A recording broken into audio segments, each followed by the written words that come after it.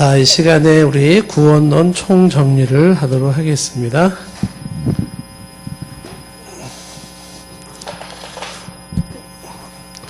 구원론 우리가 한 석 달 정도 했는데 좀 상세하게 하다 보면은 나무를 막 집중하는데 숲이 안 보일 수가 있습니다. 그래서 이렇게 총정리를 하면서 큰 그림을 숲을 한번 좀 보시면 좋을 것 같고 또 정리를 한번 이렇게 하면 좋을 것 같습니다. 이단들이 보통 사람들을 확 휘어잡는 도구가 구원론과 종말론이에요. 사람들이 이단을 못 벗어나는 이유가 이 구원론과 종말론에 잡혀서 못 나옵니다. 그러니까 이단은 구원론이라는 미끼를 써가지고 사람들을 갖다 딱 잡아버려요. 근데 그들의 구원론이 아주 성경적이지 않은 비성경적인 구원론인데 사람들이 꼼짝 못 해버려요. 구원 못 받을까봐. 그래서 지금 이단들의 즐겨 쓰는 구원론이 우리가 가지고 있는 정통 이 개혁주의 신학과 뭐가 다른 건지도 한번 여러분들이 그 줄기를 좀 잡을 필요가 있고, 그리고 아직까지도 그 세계적으로 구원론에 있어서 논란의 여지가 여러 가지 있는 것이 있습니다. 그런 것들이 있지만, 그러나 큰 대세에 지금까지 2000년 역사 속에서 수많은 신앙의 선조들이 토론하고 또 연구하고 하면서 정리해 놓았던 우리들에게 물려준 참 좋은 유산이 바로 우리의 정통 교리 유산들이 있는데, 그런 걸 중심으로 우리가 구원론을 이해를 하는 게 좋습니다. 성경에 이제 조직신학이 주제별 연구라고 얘기했잖아요. 그러니까 창세기부터 요한계시록까지 어떤 특정 주제에 대해서 어떻게 말을 하고 있나, 그걸 연구하는 게 주제별 연구가 조직신학이라고 얘기를 했습니다. 그래서 예를 들면 성경에서 하나님은 어떤 하나님으로 말하고 있나, 하나님 명칭부터 존재부터 성경을 쭉 통해가지고 정리해 놓고, 그 다음에 인간이란 성경에서 어떻게 말을 하고 있나, 성경 전체를 아울러서 인간을 성경은 이렇게 말하고 있다. 그 다음에 성경에서는 그리스도를 어떻게 말을 하고 있나, 그리스도에 대한 이야기를 정리해서 쫙 우리가 공부를 하고, 성경에서는 구원에 대해서 어떻게 말을 하고 있나, 그리고 성경 전체를 아울러서 구원에 대한 성경적 내용을 쫙 정립을 하는 거죠. 이제 구원론 끝나고 난 다음에 성경에서는 교회를 어떻게 말을 하고 있나, 교회에 대한 이야기를 또 쭉 정리할 필요가 있고요. 끝나고 나면 성경에서는 종말을 어떻게 말을 하고 있는지 또 그거를 다 이렇게 종합 정리해서 이렇게 우리가 생각을 가질 필요가 있습니다. 자, 그래서 우리가 이제 구원론에 대한 이야기를 하는데, 구원론을 뭐 단순하게 얘기할 수도 있어요. 예수님의 십자가의 보혈로 우리 죄가 사함받았습니다. 우리 하나님의 자녀가 됐습니다. 천국 백성이 됐습니다. 뭐 간단하게 얘기할 수도 있는데, 근데 그렇게 얘기하기에는 조금 더 구원론을 심도 있게 얘기를 해야 된다는 것입니다. 구원론을 이야기할 때 지금 읽은 로마서 8장 30절 말씀을 여러분들이 잘 붙잡으면 소위 말하는 개혁주의 구원론을 잘 이해를 하시는 거예요. 로마서 8장 30절 말씀에 뭐라고 되어 있었습니까? 지금 읽은 말씀에 자, 또 어떻게 했어요? 미리 정하신 그들을 해서 그걸 우리가 예정이라고 얘기했었어요. 미리 정하신 그들을 어떻게 했어요? 그들을 부르시고 소명, 그렇죠? 우리 이거 안 나오는 거는 버리세요. 여기 땅바닥 놔둔 거 다시 올려놓지 말고 버려요. 아무리 가난해도 노트와 펜은 사야 되지 않겠습니까?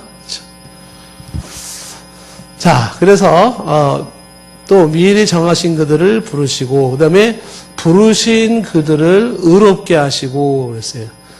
한자 표기를 쓰는 거죠. 의롭게 하시고, 의롭다 하신 그들을 또한 영화롭게 하셨도다. 이렇게. 그래서 구원론을 얘기할 때 정하신 그들이 불러지고 의로워지고 영화에 든다, 이렇게 얘기를 하고 있습니다.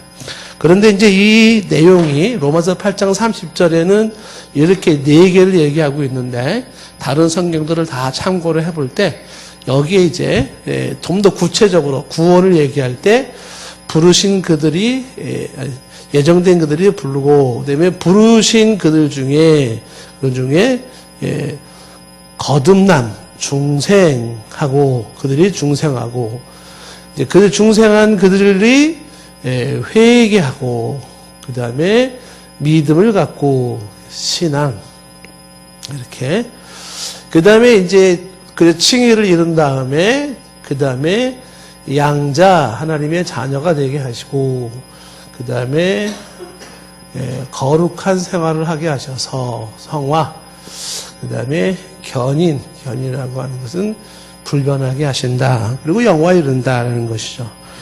자, 그래서 여기서 이제 요게 구원론은 뭐냐 그러면 이게 구원론이에요. 이게. 여러분들 요것만 잘 이해하시면 우리가 말하는 2000년 역사의 기독교의 구원론을 가장 성경적으로 잘 이해하는 거라고 말할 수가 있습니다. 자, 그랬을 때 여기서 이제 우리가 참고를 해야 되는 게 뭐냐면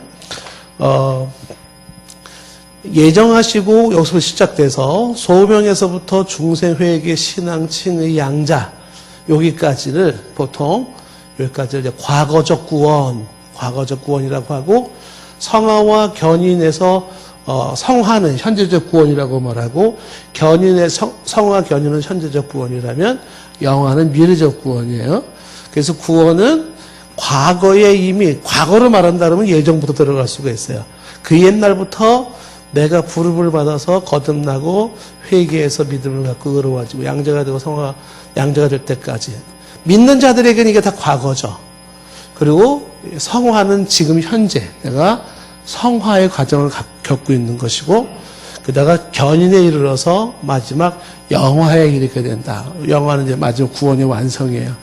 그래서 여기서는 이제 구원이 과거와 현재와 미래로 얘기해서 과거적 구원 혹은 현재적 구원 혹은 미래적 구원이라고 얘기를 하는 것입니다. 여기서 이제 기억해야 될 거는 요게 시간적 순서이기도 하지만 보통 이 소명에서부터 양자까지 요거는 동시적 사건들이에요. 그래서 요거는 시간적 순서가 아니라 논리적 순서라고 보는 게 좋습니다. 논리적 순서라고 하는 거는 차근차근 이렇게 순서를 밟는 게 아니라 하나의 사건에 대해서 이쪽에서 봤을 때는 소명이고 이쪽에서 봤을 때는 중생이고 이쪽에서 봤을 때는 회개고 이쪽에서 보면은 신앙이고 또 이쪽에서 봤을 때는 양자 이런 식으로 보는 각도에 따라서 구원을 이렇게 얘기할 수가 있다는 거죠. 보는 각도에 따라서. 그러면 왜 저렇게까지 복잡하게 얘기를 하느냐 하면 성경에 저렇게 나와 있는 거예요. 성경의 구원을 하나로 단순하게 얘기한 게 아니라 칭의를 구원이라고 말하고 있고 양자를 구원이라고 말하고 있고 회개를 구원이라고 말하고 있고 신앙을 구원이라고 말하고 있고 중생을 구원이라고 말하고 있고 소명을 구원이라고 말하고 있는 거예요. 그거를 수많은 선조들이 막 찾은 겁니다. 찾아가지고 구원은 이런 거구나 이렇게. 그랬을 때 각각이 가지고 있는 특성들이 있다는 거예요. 그래서 그 특성들이 뭐냐 이거를 특성들을 잘 구분해 놓으시면은 우리가 구원을 어느 각도에서 얘기를 하든지 간에 우리는 구원을 가장 균형 있는 모습으로 구원관을 가지고 있다고 말할 수가 있는 것입니다. 그래서 여러분들이 순서를 익혀야 되는데 보통 예정이라고 하는 거는 신론에서 얘기를 했어요. 신론. 그래서 구원론에서는 예정을 거의 얘기를 안 하고요. 신론에서 얘기를 합니다. 그래서 이제 소명부터 이렇게 구원론을 얘기해. 하나, 둘, 셋, 넷, 다섯, 여섯, 일곱, 여덟, 이렇게 아홉 이렇게. 그래서 이제 보통 구원의 이거를 순서, 구원의 서정 이렇게 얘기를 하는 거예요. 구원의 서정. 구원의 서정이라는 건 구원의 순서라고 얘기하는데 이 순서가 아까 말했죠? 시간적 순서이면서 또한 논리적 순서이다 이렇게. 그래서 이 구원의 서정으로 구원론을 얘기하는 게 보통 이제 우리 개혁주의 장로교에서 배우고 있는 내용들이에요. 이런 구원의 서정 순서를 싫어하는 사람들도 있어요. 그거 복잡하게 하면 그렇게 얘기를 하냐?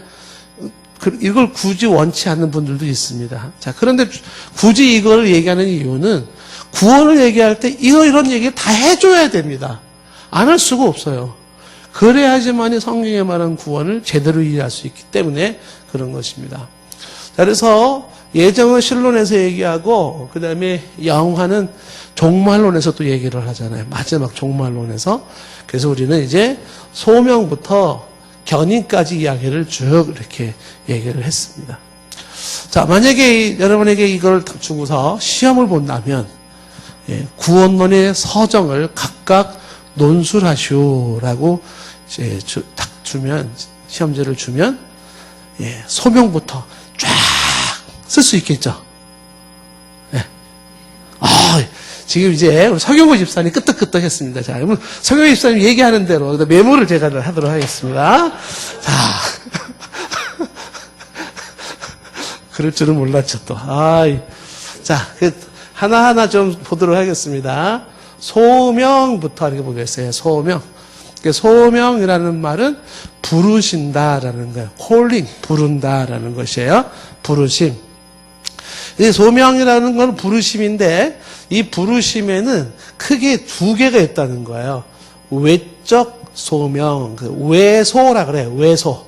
그 다음에 내적 소명, 내소. 이렇게. 그래서 소명을 두 개로 구분해서 얘기를 합니다. 그래서 외적 소명은, 외적 소명이 뭐냐라고 하는 것은 간단히 얘기하면은 소위 전도예요, 전도. 그러니까 전도를 받지 않습니까, 사람들이? 전도를 받는다는 건 외적인 소명을 받는 거야. 예수님 믿으세요. 예수 믿고 구원받으세요. 이게 다 뭐냐? 부르는 거예요, 지금. 예수님 믿으세요. 오세요. 이게 다 부르는 거죠. 이게 불러주셔서, 나 옛날에 누구한테 들은 적이 있는데, 예수님 믿으라고 들은 적이 있는데, 이게 뭐예요? 외적인 소명을 받았었는데, 이렇게 되는 거죠. 그래서 이 외적인 소명에서는 강조되어야 되는 게 뭐냐면 중요한 게, 전도라고 보면은 전도가 꼭 뭐 말로만 전도 있는 게 아니지 않습니까? 어떤 게 있을 수 있어요? 뭐, TV의 드라마도 나를 예수님께로 불러올 수가 있어요. 드라마가. 혹은 어떤 책을 보다가, 혹은 내가 어느 날 팍 사고가 났어요. 내가 왜 이렇게 힘들지?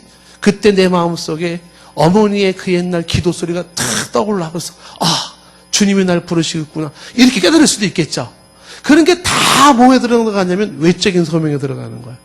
그러니까 전도가 말로 전도하는 거든 책으로 전도하는 거든 매스컴으로 전도하는 거든 혹은 본인이 경험하고 체험한 거든 어쨌든 주님 앞으로 나올 수 있도록 하나님이 이렇게 툭툭툭툭 터치하시고 부르시는 게 외적 소명이에요. 그래서 외적 소명에서는 그 하나님의 부르심이 구원으로의 부르심이 있는데 여기는 필연적으로 뭐가 들어가냐면 말씀이 들어가는 거예요. 그러니까 그냥 단순하게 뭔가 종교성이 막 발동이 됐다. 종교성. 삼신 할머니한테 빌어야 되겠구나. 뭐 이런 개념이 아니라 뭔가 하나님 말씀이 어떤 매체를 통해서든지 간에 들어가서 이 말씀이 하나님 앞으로 그리스도 앞으로 올 수 있도록 하나님이 외적인 소명을 부르는 거예요. 그러니까 사람들 중에는 어릴 때부터 성장하는 어른이 죽을 때까지 어떤 모습이든지 간에 하나님은 외적인 부름을 부르는 것입니다. 자, 그런데 그러면 이렇게 전도를 받은 사람이 외적인 부름을 받은 사람들이 다 구원받은 사람일까요? 그건 아닌 거죠. 구원받은 게 아닌 거예요. 그러니까 외적인 소명의 특징이 뭐냐면 전도를 받았다고 해서 구원을 결정할 수 있는 것은 아니다라는 거예요. 그러면 뭐가 있어야 되는 거냐 할 때는 내적 소명이라는 게 있어야 돼요. 이 내적인 소명이 뭐냐면 구원으로의 소명이에요. 구원으로의 소명. 그러니까 소명을 얘기할 때 폭넓게 여러 각도에서 말할 수도 있어요. 뭐 직업 소명론도 있을 수 있겠지만 그런데 구원론에 있어서 소명은 내적 소명은 구원으로의 소명인데 요거는 요 구원으로의 소명을 받은 사람들은 누군가의 외적인 소명을 받을 때 내 안에서 반응을 하는 거예요. 어떤 반응? 아멘. 믿을게요. 믿습니다. 이런 반응이 나타나는 거예요. 내적인 소명은 영혼에 대한 하나님의 특별한 부르심이에요. 그래서 요거를 내적 소명을 다른 말로 효과가 있는 부르심이다. 그래서 유효적 소명이라고 부르는 거예요. 유효적 소명. 효과가 있는 부르심이다. 자, 그러면 아니 뭐 때문에 이렇게 식으로 구분을 하는가 이렇게 구분하는 이유. 예를 들면 성경에 말하기를 청함을 받은 자는 많되, 청함을 받은 자는 많되 택함을 입은 자는 적도다. 그러니까 청함을 받은 자들은 많았어요. 근데 그 가운데 특별히 선택된 자는 적었다라고 하는 거예요. 그래서 많은 사람들이 청함을 받았지만 그러나 그 가운데서 특별히 구원으로 택함받은 사람들은 적구나. 마태복음 22장 14절 말씀이었어요. 성경은 제가 띄우지 않을 겁니다. 할 게 많아가지고. 예를 들면 또 하나, 사도행전 13장 46절에 보면은 유대인들이 하나님의 말씀을 버리고 영생 얻기에 합당하지 아니한 자로 자처했다는 말이 나와요. 이게 뭐냐면 스스로가 영생 얻기에 합당하지 않은 자로 자처하고 떠나가 버리는 거예요. 전도했고 말씀을 전했는데 안 들어요. 그리고 떠나가는 그 모습이 뭐냐 하면 안 듣는 그 모습이 영생 얻기에 합당하지 아니한 자로 스스로 자처했다는 거예요. 난 영생 얻을 자가 아니야 라고 자처하면서 귀를 막고 등을 돌리고 떠나가더라. 유효적 소명은 외적 소명은 있었지만 내적 소명이 이루어지지 않은 자들이 있다라는 것이죠. 마태복음 16장 15절 16절에도 만민에게 복음을 전파하라고서 믿는 자는 세례를 받고 구원을 받고 믿지 않는 자는 정죄를 받는다는 거죠. 그러니까 만민에게 복음을 전할 때 두 가지 반응이죠. 만민에게 복음을 전하는 건 외적인 소명을 다 줄 때에 내적인 소명의 두 가지 반응이 나오는데 하나는 믿는 자와 또 하나는 믿지 않는 자. 믿고 세례를 받는 자는 구원을 받고 믿지 않는 자는 정죄를 받는다. 이렇게. 내적 부르심. 대표적인 이 케이스를 말할 수 있는 게 루디아 아니었습니까? 사도행전 16장 14절에 루디아가 사도 바울의 2차 전도 여행 때 말을 듣고 빌립보에서 어떻게 그 마음이 열려, 루디아의 마음이 열려서 그 말을, 사도 바울의 말을 어떻게 해요? 말씀을 따른지라 그랬어요. 그러니까 마음이 열렸다라고 하는 얘기는 사도 바울이 그리스도의 복음의 이야기를 얘기할 때 열렸어요. 받아들이는 거죠. 그리고 따랐다라는 거는 믿었고 순종하여 주님을 따라가는 제자의 길을 들어선 거예요. 누구한테는 일어나면 루디아에게 이런 일이 일어난 거죠.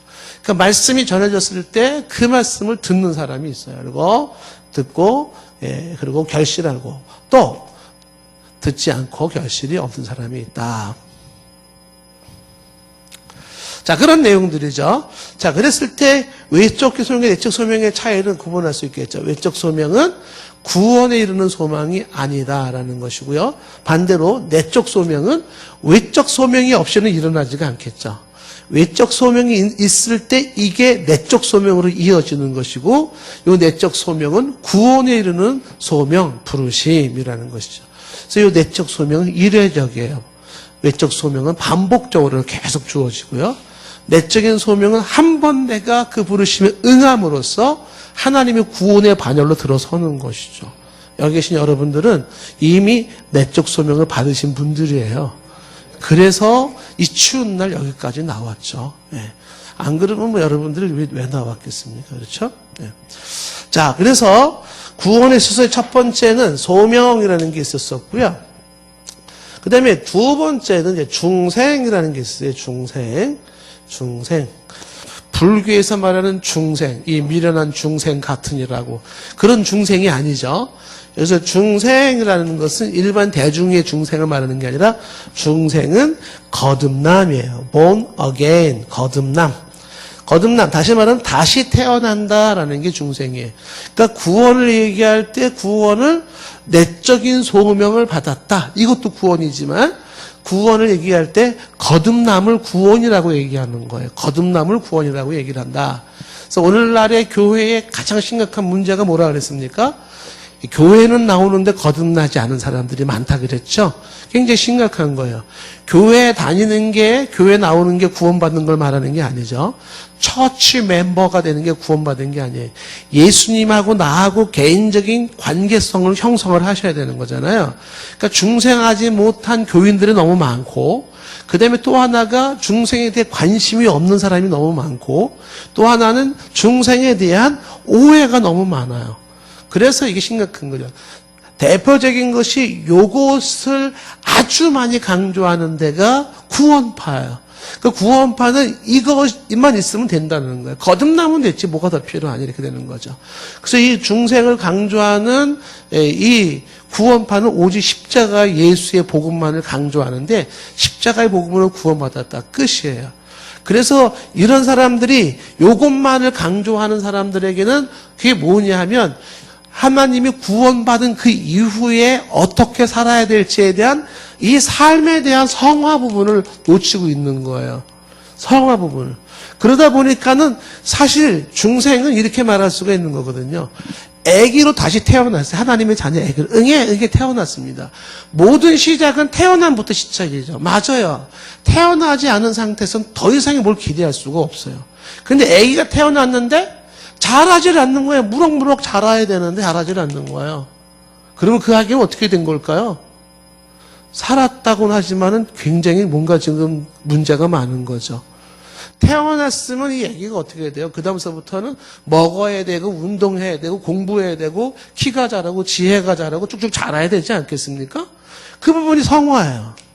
그 성화를 놓치고 중생을 알파와 오메가로 처음과 마지막으로 이게 필요 충분 조건으로 얘기하고 있는 구원파가 있다라는 거죠. 그것도 문제고 그러면서 이 중생이라고 하는 이 신비한 역사를 거부하거나 그걸 또 부분적으로 이해하는 것도 문제가 되는 것이죠. 그래서 이 거듭남이라는 건 다시 태어난다라는 뜻인데 이 다시 태어나는 건 이 같은 동의어가 뭐냐면 이것이 새로 지음을 받는다. 하나님이 재창조를 하신다. 영혼이 부활된다. 혹은 내 안에 새 생명이 들어온다. 새로운 피조물이 된다. 이게 다 중생 거듭남이에요. 육적으로 출생해 살았던 내가 영적으로 하나님의 자녀로 다시 태어나는 일이 중생인 것이죠. 현대 신학자들은 중생을 거의 무시합니다. 이걸 인정을 안 해요. 그러니까 중생이 없으면 어떻게 된다? 그러면 하나님의 자녀로 영적으로 다시 태어나지 않은 사람에게는 영적인 이야기들이 통하지를 않아요. 다 육적으로 이해하고 육적으로 결정해버리는 것이죠. 그게 문제가 되는 거예요. 그래서 예수님께서 이 중생을 얘기할 때 요한복음 3장에서 니고데모와 대화를 하는 게 뭐냐면 물과 성령으로 거듭나지 아니하면 중생하지 나지 않으면 하나님 나라를 볼 수도 없고 들어갈 수도 없다 그러는 거예요. 그러니까 천국에 들어가기 위해서 다시 태어나야 돼요. 니고데모가 궁금했잖아요. 어이 사람이 어떻게 다시 태어납니까? 엄마 뱃속에 들어갔다 다시 나옵니까? 이렇게 얘기를 하고 있는 거예요. 자, 그래서 이스라엘 선생된 자로서 너가 중생을 모르고 있다는 게 참 답답하다라는 거죠. 사람은 육적인 존재만이 아니라 영적인 존재이기 때문에 육적인 출생만이 아니라 내 영혼이 그리스도 안에서 다시 태어나 영적인 사람이 되어져야 돼요. 그 작업이 중생. 근데 중생은 지금 얘기한 것처럼 천국에 들어가는데 필수 조건이 되는 것이죠. 필수 조건이. 그 다음에 이 중생이라고 하는 것은 이게 모든 영적인 생활의 시작이고 성화의 시작이에요. 중생이 없이 성화가 이루어질 수 없고요. 그렇기 때문에 구원을 완성해 나갈 때는요, 이 작업은 필연적으로, 우선적으로 이루어져야 되는 거예요. 필요 조건이라는 거예요. 충분 조건은 아니라 할지라도. 자, 그러면 이 중생이라고 하는 것들이 어떤 걸로 이루어지는가? 중생의 도구가 두 개라 그랬죠. 하나가 뭡니까? 말씀이죠. 사람을 중생시키는 건 말씀이고 또 하나는 성령이에요. 그래서 말씀이라는 건 말씀이 없이는 중생이 되지 않아요. 하나님의 외적인 소명의 말씀이 들어와서 이 말씀 속에는 예수 그리스도의 십자가 사건이 들어가죠. 그런 말씀이 들어갔을 때 그 말씀이 그 심령을 중생시키는 게 뭐냐면 사람을 바꿔놓는 거예요. 그래서 중생은 본질의 변화고 존재의 변화라고 그랬잖아요. 본질의 존재의 변화예요. 그러니까 쉬운 말로 말하면은 원숭이로 태어난 내가 아무리 사람처럼 살아도 나는 원숭이인데 신비하게 하나님의 은혜와 능력으로 원숭이인 내가 사람이 돼버린 거예요. 이 존재가 달라져 버린 거예요. 죽은 내 생명이 살아있는 생명으로, 육적인 생명이 영적인 생명으로 생명의 본질 자체가 달라져요. 그래서 가는 길이 다르고 가는 목적지가 달라요. 사람 존재 자체가 달라요. 외모는 똑같아요. 외모는. 그러나 그 외모를 가지고 있는 당신의 당신됨, 즉 영혼의 상태가 그 영혼의 상태가 썩어서 죽어있는 상태와 살아나서 죽음이 묶을 수 없는 부활의 새 생명을 가진 것과 차원이 다른 거예요. 그래서 거듭남은 존재가 달라지는데 그 달라지려고 그러면 하나님의 말씀이 달라지게 하고 그 다음에 성령이 뭐예요? 사람을 본질을 확 바꿔놓는 재창조. 하나님의 재창조는 신비한 기적입니다. 기적. 이게 기적인 거야. 어떻게 나라는 존재가 전혀 다른 존재로 바뀔 수가 있는가. 종이 달라졌어요. 종이. 그러니까 이 달라지게 만드는 거 이거는 성령께서 하는 신비한 역사예요. 그래서 이 중생이라고 하는 것은 말씀과 성령에 의하여서 어떻게 해요? 사람이 중생되어지는 거죠. 그래서 예수님이 말씀하시기를 물과 성령으로 할 때 물이 여러 가지 해석이 있지만은 그게 말씀으로 해석을 하고 성령으로 거듭나지 않냐면 하나님 나라에 들어갈 수가 없다 이렇게 말을 했어요. 야고보서 1장 18절에는 말씀으로 우리를 낳았다 이렇게 되고 베드로전서 1장 23절에는 하나님의 우리의 거듭남은 썩어질 거로 되지 않냐고 하나님의 말씀으로 되었다 이렇게 얘기를 하고 있는 거죠. 자, 그러면 이 중생이라고 얘기를 할 때 중생의 특징이 있어요. 어떤 특징이 있는가 얘기를 할 때 중생의 특징은 아까 말했잖아요. 첫 번째 특징은 뭐예요? 근본적인 변화, 존재의 변화라고 말하는 것이죠. 존재의 변화. 그 다음에 중생의 두 번째 특징은 중생은 전인격적인 변화가 일어나서 나라고 하는 존재만 달라지는 게 아니라 전인격적인 변화라고 하는 것은 생각이 달라지기 시작하고 감정이 달라지기 시작하고 의지가 달라지기 시작하는 거예요. 그래서 중생한 사람은 생각이 어떻게 돼요? 성경 말씀, 하나님, 구원 이런 모든 것에 대한 깨달음과 분별력이 생기기 시작하죠. 감정적인 변화는 내가 죄를 지었을 때 애통함이 있어요. 화가 나고 슬퍼지죠. 그리고 예수 그리스도를 통해서 주어지는 구속의 은혜에 눈물이 나기도 하고 하나님의 그 크신 사랑에 영혼이 기뻐 뛰기도 하죠. 감정의 변화가 생겨버리는 거예요. 그 다음에 의지적인 변화는 뭡니까? 그 내가 결단을 하고 이제부터 나는 하나님 뜻대로 살기를 원하고 하나님이 원하시는 대로 살겠다라고 하는 나의 결단이죠. 그런 모습의 변화들이 완벽하게 변화되어 천사가 되지는 않는다 할지라도 그 변화의 시작이 여기서 일어나는 거예요. 변화의 시작이. 그 변화의 시작이 점점 더 완벽해져 가는 과정은 성화예요. 성화. 그래서 예수님처럼 되는 것은 우리가 그 길로 가고 있는 거예요.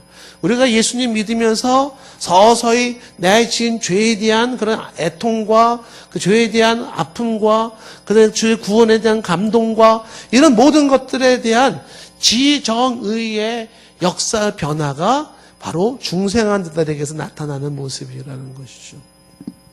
그럼 중생 안 한 사람들에게는 그런 게 없단 말입니까? 없어요. 중생 안 한 사람들은 예수님 얘기한다고 뭐 감동이 있냐, 성경 말씀에 대한 말씀을 들으니까 말씀이 꿀소리 같이 달아요. 그런 얘기 없어요. 중생하지 않은 사람은. 물론, 지혜로운 말이 있으니까 깨달음이 있네, 뭐 이렇게 말할지 모르지만 그 영혼이 주는 감동은 없는 거죠. 주의 말씀을 들으려고 하고 주의 뜻대로 살려고 하는 의지적인 결단도 없는 것이죠. 그러니까 중생은 두 번째 중생이 첫 번째가 전인격적인 중생이 존재의 변화라면 존재의 변화야. 이거 또 안 써주면 또 여러분들은 또 안 써요. 이렇게 학생들 참 희한해. 선생님이 칠판에 쓰면 쓰고 안 쓰면 안 써. 그러니까 네가 쓰면 쓰고 네가 안 쓰면 안 쓰고 뭐 이런 거예요. 그러니까 또 중요한데 또 이걸 안 쓰면 안 되니까 써줘야 돼. 또 존재의 변화. 이제 쓰잖아. 이제 여러분들 존재의 변화 이렇게 쓰는 거예요. 두 번째는 전인격적인 변화 이렇게. 물론 그래도 안 쓰시는 분들은 난 머리가 IQ가 200이니까 난 안 쓴다. 다 기억한다. 이제 이런 분들은 이제 안 쓰는 것이고요. 네, 그 중에 안 쓰시는 분들은 목사님이 그런 얘기하니까 더 쓰기 싫어서 난 안 쓴다. 뭐 고집 피우는 사람도 있어요. 네. 뭐 좋아요. 네. 자, 그 다음에 중생에 대해서 특징은 뭐냐면 이 중생은 즉각적이에요. 즉각적 변화라 그래요. 즉각적 변화. 그러니까 즉각적 변화라는 게 뭐냐면 순간적 변화예요. 순간적 변화. 그래서 중생이라고 하는 것은 갑자기 슉 변화버리는 거예요. 갑자기 변하는 거예요. 그러니까 생과 사이에는 아무것도 없어요. 살든지 죽든지거든요. 생사에는. 그래서 중생은 중생했느냐 안 했느냐 둘 중에 하나예요. 그 중생이라는 거는 죽었던 내가 딱 살아나버리는 살아나는 그 즉각적 변화가 중생인 것이고요. 중생. 그 다음에 중생이라는 그 신비가 또 하나가 뭐냐면, 이 중생은 은밀한 변화예요. 그 은밀한 변화라는 것은 내가, 존재가 바뀐 거를 내가 모를 수도 있어요. 아는 사람도 있고 모르는 사람도 있습니다. 그러니까 모르는 게 이상하지는 않아요. 가끔 이 구원파에서 얘기를 하지 않습니까? 당신이 거듭난 날짜와 시간과 장소를 말하세요. 이렇게 말한다고요. 잘 모르겠는데 내가 몇 년도 몇 월 며칠 몇 시 어디서 내가 거듭났는지 잘 모르겠는데 그러면 뭐라 그래요? 당신은 중생한 게 아닙니다. 뭐 이렇게 얘기를 해요. 다시 저랑 성경 공부해야 됩니다. 예, 잘못 배우셨습니다. 뭐 이렇게 나오는 거죠. 근데 예, 자기가 확실하게 거듭났다라는 걸 아는 사람도 있을 수는 있어요. 그런데 대부분은 몰라요. 왜냐하면 은밀한 사이이기 때문에. 그리고 모태신앙으로 어려서 큰 사람일수록 그날과 그 시는 거의 모릅니다. 그래서 예수님께 하시는 말씀이 뭐냐면 이 중생은 마치 바람이 임의로 불되 어디서 와서 어디로 가는지 알지 못하듯이 성령으로 난 자는 이와 같으니라 말씀하시는 게 뭐냐면 잘 모를 수도 있다라는 거예요. 그러나 잘 몰랐다고 해서 중생이 안 일어난 게 아닌 것이죠. 제가 이제 얘기한 거는 전에 얘기할 때는 그럼 내가 중생인지 아닌지 어떻게 알 수 있나요? 그 방법을 가르쳐 줬잖아요. 여러 가지 항목을 얘기를 해 줬잖아요. 그러니까 좀 전에 얘기한 것처럼 내가 전인격적인 어떤 변화의 조짐이 있었다라고 하는 건 이미 중생했다라는 걸 말하는 거예요. 내게.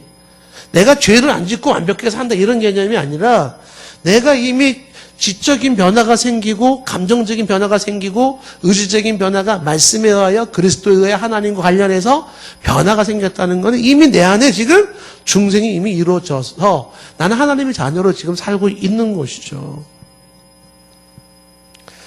자, 그래서 중생은 잠재의식 속에서 은밀하게 일어난다. 그래서 잘 모를 수도 있다라는 것이에요. 잘 모를 수도 있다. 그래서 잘 모른다고 해서 그거를 이상하게 생각하지 말아라. 중생에서 다섯 번째 특징은 뭐냐면 이 중생은 일회적 사건이에요. 일회적 사건. 그 일회적 사건이라는 것은 반복적 사건이 아니라는 거예요. 한 번 중생한 사람은 그 사람은 그냥 끝까지 중생하는 거예요. 중생했다가 다시 취소됐다가 다시 또 태어났다가 또 취소됐다가 이렇게 되는 게 아닌 거죠. 예, 한 번 태어나면 그 태어남은 한 번의 출생으로 중생은 일단 끝나는 것이에요.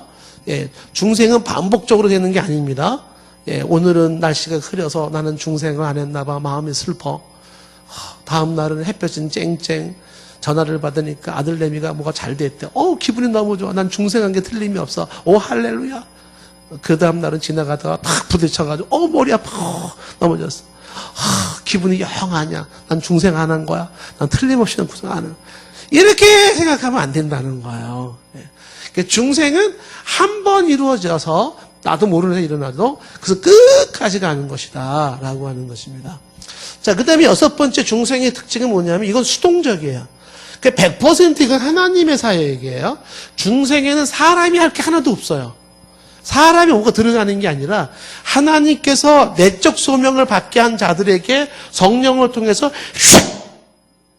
정신 똑바로 예, 이렇게 제가 강의를 해야 되는 저도 괴로워요. 사실은 이렇게 점잖게 해야 되는데 지금 순간 나 거듭났나 봐. 나 정신이 바짝 들었어. 뭐 이렇게 이러시는 분들이 계실지 모르겠어요.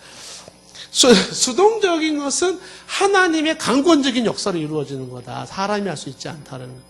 이 중생에서 주의해야 될 것이 뭐냐면 중생은 세상적인 것으로 되지 않는다는 거 명심하셔야 되고 중생은 필요 조건이지 충분 조건이 아니에요. 꼭 필요하지만 이것만 있어도 다 되는 것이 아니다. 성화도 있어야 된다는 걸 기억하셔야 되고요.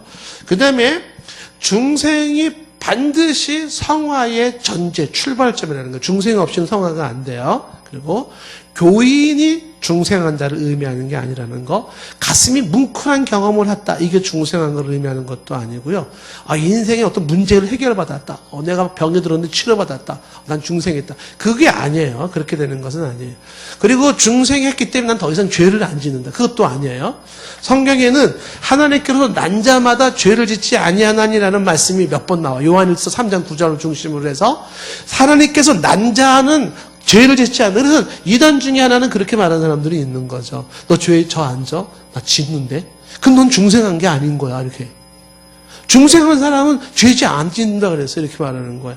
근데 그 요한에서 3장 9절에서 말하고 있는 하나님께서 난 자는 죄를 짓지 않는다라는 말이 무슨 뜻이냐면 같은 죄를 반복해서 고집적으로 짓지 않냐는 똑같은 죄를 반복적으로 고집으면서 그 죄만 자꾸 짓지 않는다는 거예요. 그러니까 살면서 죄를 안 짓는다, 조금도 실수가 없다, 그런 개념은 아닌 거죠. 그러니까 중생한 사람도 어떻게 된다? 죄질 수 있고 넘어질 수 있고 의심될 수도 있고 그 다음에 막 교회 가기 싫어질 수도 있고 그리고 막 신앙적인 갈등이 있을 수도 괜찮아, 다 있을 수 있어요. 왜? 그거는 이따가 얘기했지만 신앙은요 이게 이렇게 왔다 갔다 하는 거거든요. 자, 그 다음에 세 번째 회개. 회개는 회개와 신앙을 합해서 회심이라고 얘기한다 그랬어요. 이걸 회심. 그래서 회개는요 회심의 한 파트예요. 그래서 회심은 회개가 있고 신앙이 있는데 회심은 죄에 대해서 죄에 대해서 애통하고 슬퍼하고 신앙은 하나님에 대해서 갈망하는 거예요. 그래서 회심은 회개와 신앙을 합한 말인데 나누어서 이제 얘기를 한단 말이죠. 그 회개에서는 뭐냐 하면 이게 회개에서 중요한 게 뭐냐면 참회개. 참회개를 할 때는 참회개는 지정의에 의한 회개예요. 지정의. 그러니까 지정이라고 하는 것은 회개는 지적으로 뭐가 죄인지를 아는 거예요. 뭐가 죄인지 지적으로 모르는 상태에서 회개가 안 돼요. 지적으로 그것은 죄였어 라고 아는 것이 첫째 있어야 되고, 정은 뭐냐면 그 지은 죄에 대해서 고통하고 애통하고 근심하는 거예요. 죄라고 알았는데 하나도 애통도 없고 근심도 없어요. 슬픔도 없어요. 그럼 회개가 아니에요. 회개는 지적인 동의와 함께 감정적인 아픔과 슬픔을 가지고 의지적인 결단으로 돌아서는 거예요. 이 지정의가 있을 때 참 회개가 되는 거죠. 당신이 회개했는가? 뭐 회개했는지. 몰라, 그냥 회개했어. 그 회개가 아니겠죠? 뭘 회개했는지를 얘기를 해야 될 거 아니에요. 뭐가 죄인지, 내가 무슨 죄를 지었는지 그거를 알아야 되죠. 감정적으로 애통함이 있어야 되겠죠. 의지적인 결단이 있어야죠. 그래서 회개는 지정에 입각한 회개해야 된다라는 것이죠. 돌아온 탕자의 비유에서 말한 것처럼 아들은 자기가 아버지를 떠난 것이 죄인 걸 알았고, 그리고 결단을 내리면서 어떻게 슬퍼하고 아버지를 떠난 거를 알았고 그것을 슬퍼하면서 결단을 내리고 아버지께로 돌아가잖아요. 그게 회개가 이루어지는 것이죠. 자, 그런 내용들 얘기해요. 근데 여기서 한 가지 주목해야 될 것은 회개도 두 종류의 회개가 있다는 거예요. 첫 번째는 이게 구원으로의 회개가 있어요. 구원으로의 회개가 있고, 그 다음에 일반적인 회개가 있다는 거죠. 일반적인 회개. 그러니까 구원으로의 회개는 이례적인 것이에요. 이 중생에서 이례적 사건인 것처럼 내가 구원으로 이를 때는 회개는 이례적 사건인데, 요거는 내가 죄인인 것을 알고 예수님의 십자가 사건이 내 인생에 절대적으로 필요하다는 것을 고백하면서 했던 회개예요. 이 구원으로의 회개도 내가 어느 날 그런 적이 있었는데 세월이 지나면 잊혀질 수 있어요. 그것도. 그러나 어느 순간인가 나는 내 인생 속에서 내가 죄 있는 걸 알았고, 그리고 나는 예수 그리스도의 보혈의 대속이 없이는 구원받을 수 없다는 것을 내가 인정하고 받아들인 사건이 있었어요. 그것도 이례적 사건이죠, 이거는. 그런데 이 구원으로 이르는 회개는 이례적 사건이지만 그 이후에도, 구원받은 이후에도 죄를 지을 수 있기 때문에 반복적인 일반적인 회개는 계속해서 일어나야 돼요. 이 구원으로의 회개는 구원을 결정하는 것이고, 일반적인 회개라고 하는 것은 구원받은 자가 하나님과의 관계의 불편함 여부, 축복 여부를 결정하는 거죠. 우리가 구원받은 사람이 죄를 지었을 때 그렇다고 하나님이 구원을 취소시키지 않아요. 거듭났는데 너 거듭난 거 취소해. 다시 죽어. 그렇게 하시는 분이 아닌 거죠.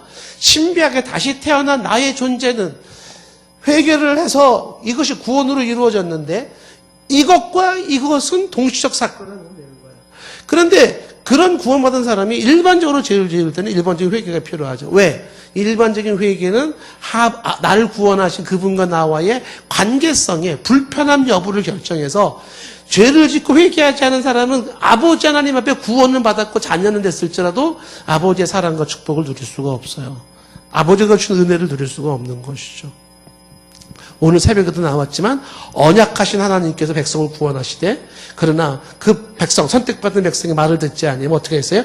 회초리와 채찍으로 때리지만 그런 언약에는 변함이 없으시죠. 그리고 다시 그를 정신 차리게 있어서 돌아오게 하시죠. 그런 거예요. 구원으로 회개가 있고 또한 일반적인 회개가 있다는 거예요. 그래서 우리가 고린도후서 7장에 말했지 않습니까? 근심으로 회개함. 7장 9절에 말한 것처럼 근심으로 회개함에 이른 까닭이라. 근심으로 이루어지는 회개가 있다는 것이고 7장 10절에는 뭐라 했어요? 고린도서 7장 10절에는 하나님 뜻대로 하는 근심에는 후회가 없는데 그거는 구원에 이르게 하는 회개라고 나왔잖아요. 성경에. 구원에 이르게 하는 회개. 그래서 회개는 그런 회개가 있구나 이렇게 이해하시면 되겠습니다. 자, 그래서 회개는 얘기할 때 회개의 특징은 이거는 회개라고 하는 것은 하나님 편에서 봤을 때의 적극적인 하나님의 행위이면서 인간천에 봤을 때는 인간의 어떻게 해요? 깨닫고 슬퍼하고 결단하는 건 인간적인 욕구가 있어요. 그래서 이거는 소극적으로는 회개는 인간적인 행위예요. 하나님의 주권 적극적인 행위와 인간의 소극적인 행위가 만나는 게 뭐냐면 회개라고 하는 것이죠. 그러니까 하나님이 강제로 하는 게 아니라 나로 하여금 깨닫도록 지혜를 주시고 내 마음속에 슬픔을 주셔서 애통하게 만들고 내로 하여금 행동하게 하시는 의지적 실천을 하게 하세요. 그래서 하나님 사역이면서 동시에 사람 사역이 돼버리는 거야. 그래서 적극적으로 하나님의 사역에 의해서 회개가 이루어지면서 또 소극적으로는 그 하나님에 의해서 인간이 또 그 뜻을 이루어드리면서 이루어지는 회개다. 이게 회개의 특징이라는 것이죠. 자, 그래서 회개와 중생의 사이는 뭐예요? 중생 차이는. 중생이라는 건 존재가 달라지는 거지만 회개는 하나님과 협력 관계에 의해서 어떻게 해요? 지정에 의한 회개가 이루어진다는 것이고 회개와 소명의 차이는 뭐예요? 이 회개는 구원으로 이르는 회개는 내적 소명을 받은 사람들에게만 나타나는 거예요. 내적 소명만 이런 관계가 있는 거죠. 외적 소명을 받은 자들에게서는 구원에 이르는 회개가 나타나지가 않겠죠. 그렇죠? 그리고 회개와 성화의 차이는 회개는 성화를 이루어가는 한 과정이에요. 구원으로 이루어진 회개 말고 일반적으로 회개하는 건 뭘 만들어가는 거냐면 성화를 이루어가는 한 과정인 것이죠. 회개가 되는 것이고요. 그리고 회개는 하나님의 은혜이고 축복이에요. 회개할 수 있다는 것 자체가 하나님의 은혜가 임했다는 것이고 하나님이 그 사람을 사랑한다는 뜻이에요. 예. 그 중요한 것은 회개할 줄 아는 사람인가 회개할 줄 모르는 사람인가의 차이점이에요. 회개할 줄 아는 사람은 극한 죄를 지었어도 하나님 앞에 위대하게 쓰임받을 수 있는데 회개할 줄 모르는 사람은 사사로운 죄를 졌어도 버림받을 수가 있어요. 그래서 회개할 줄 아는 사람인가 회개할 줄 모르는 사람인가의 문제가 중요하게 떠오르는 거죠. 자, 그 다음에 회개와 연관된 신앙이라고 하는 부분이 있었어요. 신앙, 믿음이라는 건데 여기서 말한 것처럼 회개는 죄에 대해서 애통해하는 것이라면 슬퍼하는 것이라면 신앙은 하나님께를 향하여 적극적으로 앙망하며 예배하며 하나님께 나아가는 것이 신앙이라고 하는 것입니다. 신앙. 근데 신앙에서 우리가 구분시켜야 되는 것이 있었죠. 신앙은 뭐랑 좀 조심해야 되는 거냐면 신앙의 종류가 있을 수가 있는데 예를 들면은 내가 어떤 역사적 사실을 내가 믿는다. 이순신 장군은 임진왜란 때 거국선을 만드는 걸 내가 믿는다. 이런 믿는다라는 그 믿음은 그건 신뢰예요, 신뢰. 그 다음에 나는 미래에 내가 좋은 일이 있을 거야. 나는 앞으로 잘 될 거야. 이렇게 얘기하는 그 믿음은 신념이에요, 신념. 그 다음에 맹목적인 믿음이 있을 수 있어요. 아무런 근거도 없이 비행기에서 나게 떠내리면 나는 반드시 살 거야. 비행기 떠내리는 거야. 나는 어떻게든지 나는 하나님이 붙잡아 주실 거야. 이렇게 하면서 막 행동을 해버려요. 이런 걸 이제 맹목적인 신앙, 맹신이라는 거죠. 그러니까 신앙, 믿는다라고 하는 것이 신뢰와 신념과 맹신과 구분되는 게 뭐냐면 신앙이에요, 신앙. 그럼 신앙의 다른 믿음과 차이점이 뭐냐라고 할 때, 요 신앙은 반드시 말씀에 근거한 거야. 말씀에 근거한 믿음이에요. 그러니까 하나님 말씀에 근거하지 않은 거라면 아무리 믿음이라 할지라도 마인드 컨트롤을 하고 오늘날 뭐 사람들에게 막 정신적인 강화를 시켜주지 않습니까? 긍정적으로 생각하라. 한다고 생각하면 된다. 거울 보고 100번 외쳐라. 다 그런 게 뭐냐면 그거는 하나님 말씀에 근거한 게 아닌 거예요. 그건 신앙은 아닙니다. 신앙은 아님에도 불구하고 그러한 믿음이 신념이나 이런 것들이 주는 효과가 있죠. 그런데 그 일반적인 말씀에 근거하지 않는 신념에서 회개가 역사 일어나는 것도 아니고 예수님에 대해서 눈이 열리는 것도 아니고 영적으로 눈이 열리는 것도 아니고 그것이 나를 구원하는 것도 아니에요. 우리에게 필요한 것은 말씀에 근거한 바로 믿음으로서 신앙이 필요한데 이 신앙이 구원의 한 모습이다라고 하는 것이죠. 이 신앙도 마찬가지예요. 지정의의 끝까지 신앙이에요. 그래서 믿는다 그러면 뭘 믿는 거냐? 내가 하나님의 말씀에 나와 있는 이거를 믿는다. 지적인 깨달음이 있죠. 그때 그 말씀을 기뻐하는 거죠. 주어진 말씀을 기뻐하고 환영하고 그 다음에 의지적으로 말씀을 어떻게 해요? 순종하는 거죠. 그 말씀에 예의하는 거예요. 그래서 진짜 신앙을 가진 사람들의 특징이 뭐냐면 하나님 말씀에 대한 즐거움과 기쁨으로 그때 나타나는 게 뭐예요? 의지적인 결단으로 그 말씀을 따라가고 순종하는 거예요. 보네포가 얘기한 것처럼 믿음이 있다고 말하면서 하나님의 말씀, 그리스도의 말씀을 따라가지 않는다는 건 그건 믿음이 있는 자가 아니라고 본다는 거죠. 믿는다면 순종하고 따라간다는 거예요. 믿는다면. 믿음은 그렇게 된다는 거죠. 그래서 참 믿음은 의지적인 결단과 순종과 행함을 요구한다라는 것이고요. 이 신앙도 회개처럼 구원에 이르는 신앙이 있고 일반적인 신앙이 있는 거예요. 신앙이지만. 그래서 구원에 이르는 신앙은 이뤄지는 거예요, 이거는. 그래서 구원으로의 신앙에 이르고, 그 다음에 일상으로의 신앙이 있을 수가 있어요. 일상에서 주는 신앙이라는 게 이게 특징이 뭐냐면 가변적인 거예요. 그래서 내가 구원으로의 신앙은 그 언젠가 내게 한 번 일어났었어요. 그래서 내가 예수님을 믿었어요. 구원을 받았어요. 그런데 일반적인 신앙에 있어서는 이 신앙이 어떤 때는 막 떨어질 수도 있고, 막 충만할 수도 있고, 변덕이 막 있을 수가 있어. 왔다 갔다 할 수가 있는 거죠. 그래서 일반적인 믿음에는 크기가 있다. 믿음이 좋을 때가 있고, 안 좋을 때가 있다라는 거죠. 이것도 믿음이 안 좋을 때는 아까 회개에 마찬가지로 안 좋으면 안 좋은 것만큼 하나님의 은혜와 능력을 그만큼 못 받아요. 관계의 불편함이에요. 관계의 불편함. 그러니까 하나님 앞에서 믿음이 없으면 어떻게 된다? 하나님의 역사는 안 일어나는 것이고 하나님은 일하지 않죠. 그렇다고 다시 태어난 그 사람을 취소하지는 않아요. 단지 하나님의 자녀가 됐음에도 불구하고 하나님이 주는 은혜와 혜택을 못 누리는 것이에요. 시간에 쫓겨가지고 제가 지금 이걸 다 끝내려고 하는데 말은 빠르고 막 내가 보기엔 말이 막 헛나오는 것 같기도 한데 밖에는 춥고 안에는 따뜻하고 졸음은 자꾸 오고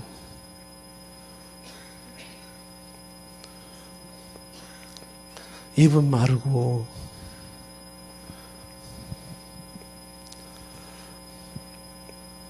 그래서 믿음 신앙이라고 하는 것은 구원으로의 신앙이 있고 일반적인 신앙이 있더라.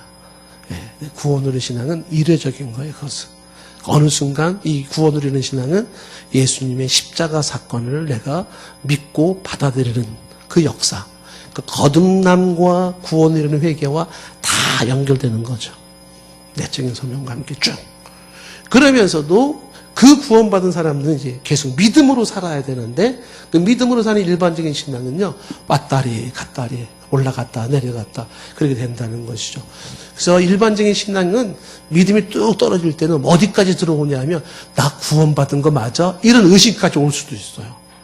하나님이 정말 나 선택했을까? 하나님이 정말 나 살아계실까? 이런 것까지 올 수도 있어요.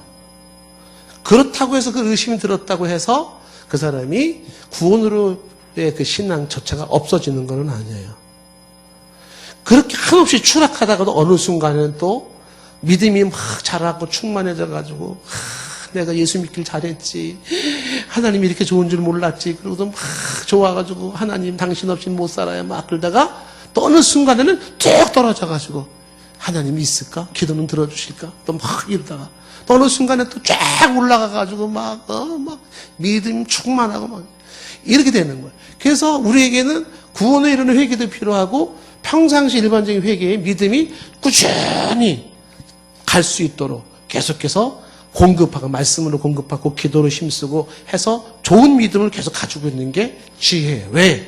하나님은 그 믿음이 살아있는 자들에게 어떻게 해요? 그들에게 은혜를 더하시고 그들을 통해서 역사하시고 그들을 통해서 하나님 영광을 받으시는 거예요. 예. 그런데 구원으로의 믿음은 가졌지만 일상의 믿음이 계속 바닥을 기고 있다. 그러면 뭐 하나님과 관계는 멀어져서 내 자식은 내 자식이지만은 별로 돕고 싶지가 않은 거야. 이 자식은 땅바닥 좀 더 기고 살아라. 이렇게 볼 수밖에 없는 거예요. 그게 불편함이다라고 하는 것이에요. 자, 그 다음에 칭의라는 게 있어요. 칭의. 요 칭의. 자, 요 칭의에 대해서 칭의, 양자, 성화, 견인영화 이렇게 했어요. 막 서둘러서 이거를 다 끝낸들 여러분들이 목사님 너무 고마워요. 그럴 것 같지도 않고 뭐 하는 거야 지금. 그래서 시간이 됐기 때문에 무조건 끝내야 하는 게 좋을 것 같고 오늘 못 오신 오신 분들은 다음 주에 꼭 오셔서 맞아 들으셔서 구원에 혼동이 없기를 바라고요. 구원을 잘 정립할 수 있기를 바라겠습니다. 기도하겠습니다.